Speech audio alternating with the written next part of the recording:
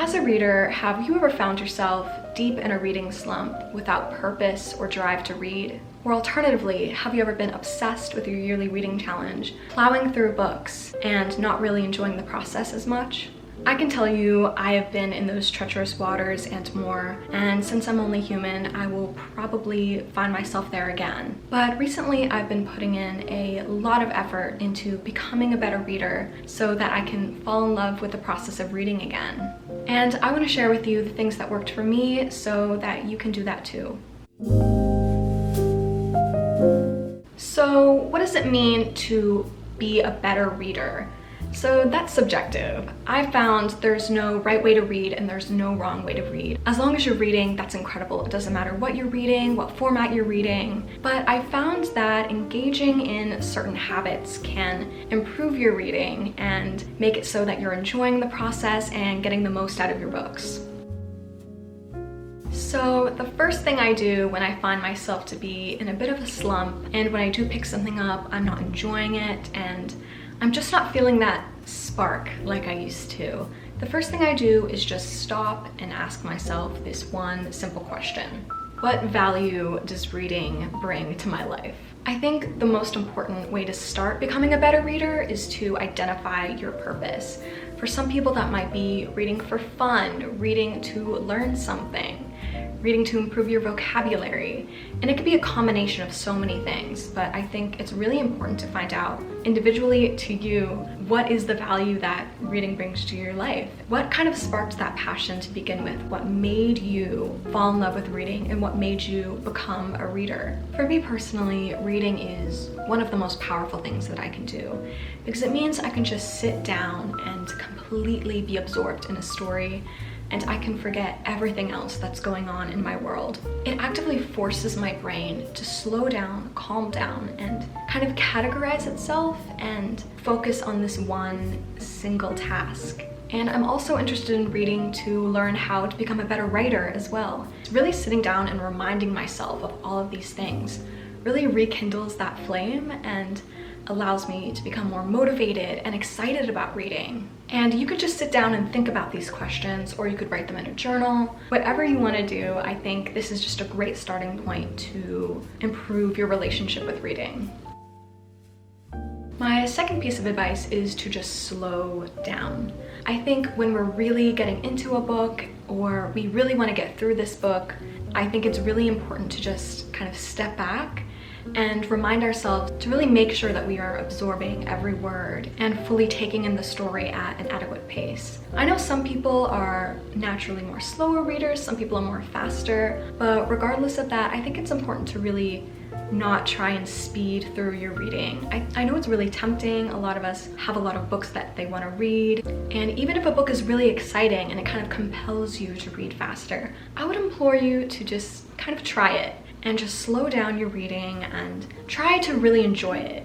I have ADHD and I think that causes me to just take in things at a bit of a slower rate. And I find that when I really embrace that part of me and I really take my time with a book and I don't feel pressure to complete it in a day, I really find that I enjoy the book more and that I've comprehended more of it and I can recall what I read months down the road.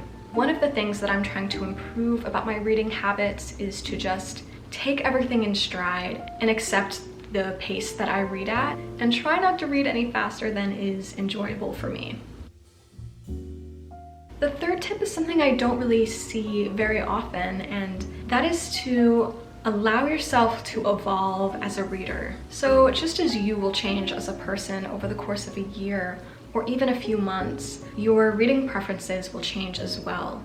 And I know that a lot of us like to make a big list of books that we want to read. We have a TBR and we feel kind of pressure to read these books that we've set out for ourselves. And I think letting your preferences change and allowing your mind to consume the kind of stories that it wants to consume, I think is so important. For me personally, this happened very recently, and I think it was just kind of a change in temperament over kind of a course of a few weeks. I had been reading a lot of really heavy books. I've been reading a lot of really sad, dense literary fiction, and don't get me wrong, those are my favorite kinds of books to read, but I found myself realizing I'm reading this book at the wrong time and this is not the kind of literature that I want to be reading right now. So I did something very unexpected, and I found that I was craving some fantasy of all things.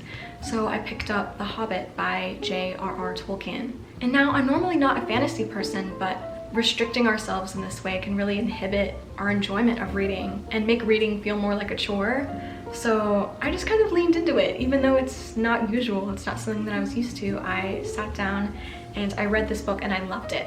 I had a great time reading The Hobbit. It was so fun, and now I want to read the rest of the Lord of the Rings trilogy just because I had that much fun. And I think without letting myself evolve and letting my mind at that given moment dictate what it wants to read, I think can really improve your relationship with reading, and it's a reading habit that I think can be really beneficial for everyone. And I know this tip might not work for everybody. Some people are really happy to just read the books off of a list, and if that works for you, I think that's amazing. But for those people who are kind of feeling resistance towards that, I think this is something really excellent to keep in mind. So another way that I've been trying to become a better reader is to have no fear of the TBR. So I know I touched on this briefly, but I really want to dive into this deeply. Whether you're on Goodreads or Storygraph, they invite you to ask yourself, how many books do I want to read in a year? And this can be really fun. I do it as well. My reading goal is 40 books in a year, and I think it's great. A TBR and a yearly reading goal can keep you on track, it can help you to read more, and it can remind you to read books when maybe you've forgotten about it. But I think at the same time that a yearly reading goal and a TBR can be beneficial, I think on the other hand, it can also become your worst enemy. So very recently was June, and that was the halfway point of the year, and I realized that I wasn't quite at 20 books, which would be the halfway of my reading goal. And I panicked, I absolutely panicked. I thought, what are some short books I can read to get caught up? How can I finish the books that I'm reading faster? I absolutely spiraled, and I thought, I'm not a good enough reader, I'm not reading enough. If you relate to that and you've had those thoughts, that feeling can be really inhibitory and make reading not as enjoyable. It can make it into a chore. So something that I've allowed myself to do recently in order to become a better reader is to not succumb to those feelings. You don't have to read short books just to achieve your reading goal. In fact, I would just implore you to read whatever you want, whether it's a 500-page novel or even longer than that. If you want to read a Tolstoy or Dostoevsky, I think you should go for it regardless of how it affects your reading progress on your TBR. And maybe it does take you a bit longer to get through those long books, but I think if you don't let yourself be bothered by that and you just enjoy the book, it can be so worthwhile. At the end of the day, I realized that obsessing over my yearly reading goal really inhibited the amount of enjoyment that I was getting from my books. And I found myself constantly preoccupied with that thought. So instead of thinking about the literature that I was consuming, I was thinking about how much literature I could consume. I think that kind of ties into this sort of culture that we live in. In today's society, we're conditioned to just hustle, get through everything as fast as possible, consume, next day shipping, streaming movies, all the media you could want is at your fingertips these days. And I think one of the most powerful things about reading is that it is kind of against this sort of hustle culture and busy nature of our world. So I think it can be really harmful to us to try and impose that sort of busyness onto our reading, because those things really juxtapose each other. But in my opinion, literature is not meant to be consumed at a rapid rate. It's meant to be enjoyed and absorbed slowly, word after word.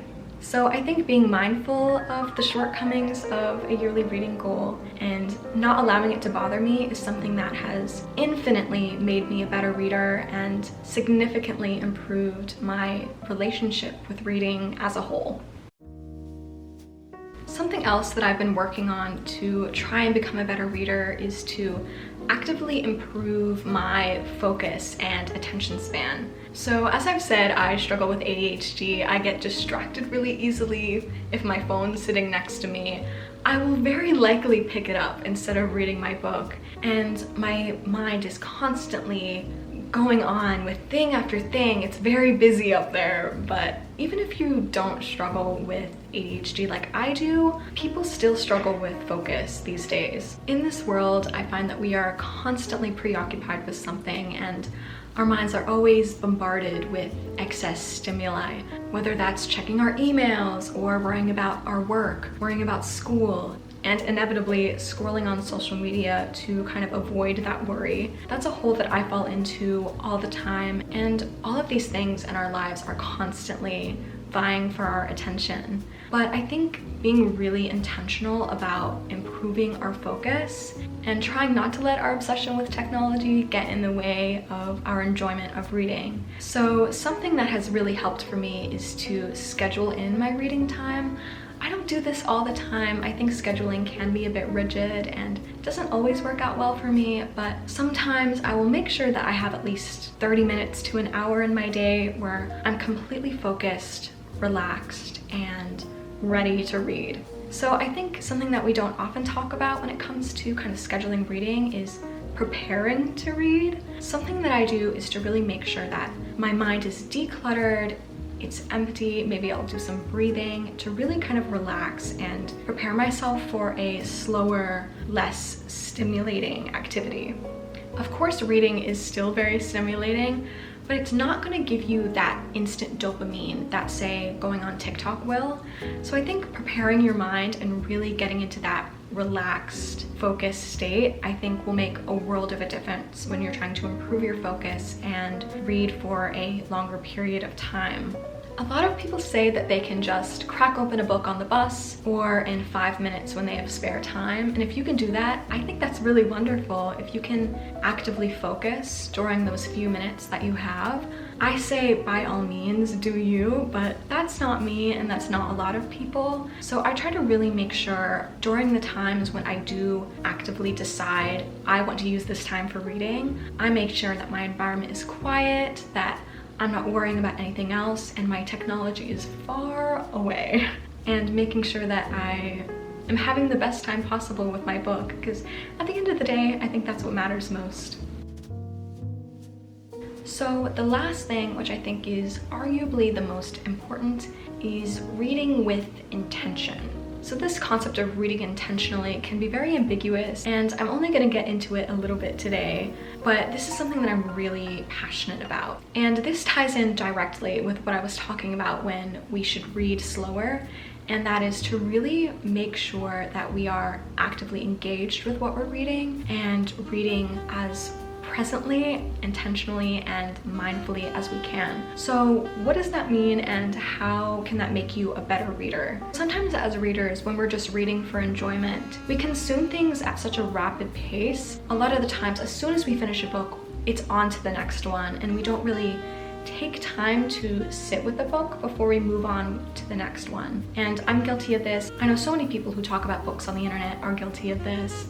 And I think it's just so important. Just really, after you've read a chapter, for example, don't just immediately go on to your next task. And of course, if you don't have time, that's a different story. But if you do have time, really sit down and think about it. And what kind of clues did the author leave in this story? What are some things, some little details that you appreciated? What is a quote that really stuck out to you? And really just like ruminate on it and see what your mind comes up with, where you wander. I think that's one of the most incredible things we can let our minds do, is to just really be thoughtful and engage properly with what we're reading. A lot of people employ the strategy of annotating their books, and I love that. I think it's really cool. People use tabs, people write in the margins, or just underline. I think for me personally, sometimes I'll leave a little note in the margin, but mostly I just underline lines of the book that were really impactful and that I want to think about later. Something that I also like doing is something that I've started doing with my book club, Athenian Reads, and if you want to find out more, I'll link a video about it up there. But when I'm discussing with my book club, every chapter I try and leave a little comment of what I thought about the chapter. And sometimes I find that after I finish the book and I kind of go back to these notes and I realize I totally forgot about that, and it was something really incredible about the book. So I think in terms of remembering what we're reading and making sure that we get the most out of it, annotating is a great way to do that. But even if you don't choose to write on your books, I know some people don't like that, and that's fine. You do you. Just really taking the time outside of reading, whether it's before you pick up the book to think about what you read previously, go through notes, whatever, or after you read, just kind of sit and think about what you thought about the book, and especially when you're finished with the book. You don't have to write a review or anything. Kind of sit with the book, and as you're going through your day, try and let some thoughts wander into your mind. Maybe you'll discover something about the book that you might not have thought about before. Even just sitting and rereading a passage that you just read instead of moving on to the next page, especially if that piece of text was really beautiful and really impactful. I find that it sticks with me and I realize things that I didn't see the first time. And even though it might make your reading maybe a bit more tedious even, I think that is the kind of intention that I have been trying to incorporate into my reading. Another way you can do this is just talking to people who have read the same book. Join a book club. All of those things are so incredible for being intentional with your reading and can do wonders in terms of making you a better reader. And if you take anything from this video, I really hope it's this. Reading intentionally is the biggest thing that's made me a better reader. I hope that you will kind of take bits and pieces of it and incorporate it into your own reading. So I will end on this note. No matter what you're reading or your personal reading habits, the most important thing is to enjoy the process of reading. When you read a book, you are spending a lot of time with it. Doing whatever it is you need to do to make that time well spent, I think is the most important thing above all. So with that said, those are all of the ways I have been trying to improve my reading habits and in turn become a better reader. I hope that you will find some value from what I said and hopefully incorporate some of these things into your own life. And if you did find this helpful, do subscribe. I would absolutely love to have you here. I make videos about literature with a specific focus on LGBTQ literature. So if that sounds cool to you, definitely stick around. So thank you so much for being here, and I will see you next time.